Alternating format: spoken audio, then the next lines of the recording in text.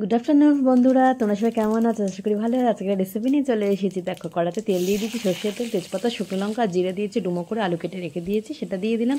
নুন হলুদ দিয়ে আলুটা ভালো করে ভাজা করে নেব। খুব বেশি ভাজা না, হালকা ভাজা হলেই হবে। এরপর আমি পেঁয়াজ, একটা মিডিয়াম সাইজের পেঁয়াজ কুচি করে নিয়েছি, পেঁয়াজ কুচিটা দিয়ে দিলাম। তবে আলু ভাজাটা তুলে কিন্তু দেওয়া যেতে পারে। আমি আলু ভাজার সাথে সাথেই কিন্তু পেঁয়াজটা দিয়ে দিলাম। আর এখানে মশলাটা হচ্ছে আদা বাটা, জিরে বাটা, কাঁচা লঙ্কা আর হচ্ছে টমেটো পেস্ট এটা। আর ছোলা ভিজিয়ে রেখেছিলাম, সেই ছোলাটাও দিয়ে দিলাম।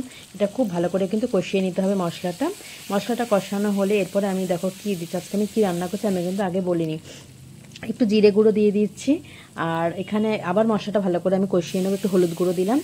মশলাটা খুব ভালো করে কষানো পাই। দেখো পেঁপে, আজকে হচ্ছে পেঁপে, যারা পেঁপে খেতে পছন্দ করে না এইভাবে কিন্তু করে দেখতে পারো, খুবই ভালো লাগবে। পেঁপেটা আমি গ্রেট করে নিয়েছি, আর তার আগে ধুয়ে নিয়েছি, তারপরে গ্রেট করেছি। আচ্ছা, দিয়ে দিচ্ছি মশলা। তো আমার খুব ভালো করে কষানো হয়ে গেছে, পেঁপেটা দিচ্ছি, নাড়াচাড়া করছি। এরপরে নুন দিয়ে এটা ঢাকা দিয়ে মিডিয়াম ফ্লেমে রেখে দেবো। অল্প একটু জল দেওয়া যেতে পারে, খুব বেশি না, তবে অল্প জল দিয়ে এটা আমি নাড়াচাড়া করবো। করার পর এরপর আমি ঢাকা দিয়ে রেখে দেবো। দেখতে পাচ্ছি কতটা জল বেরিয়ে গেছে, সামান্য জল দিয়েছিলাম আমি, কিন্তু এতটা দিইনি। তো নুন দিয়েছি যেহেতু জলটা বেরিয়ে গেছে। আর টমেটো কুচিও দিয়ে দিয়েছি, আগে টমেটো পেস্ট দিয়েছিলাম, আর একটু টমেটো কুচি দিচ্ছি। আর এরপর আমি আবার একটুখানি খুব ভালো করে মিক্স করে নিলাম। দেখো, ঢাকা দিয়ে রেখে রেখে কিন্তু এরকম তৈরি হয়ে গেল আমার আজকে পেঁপের ঘন্ট।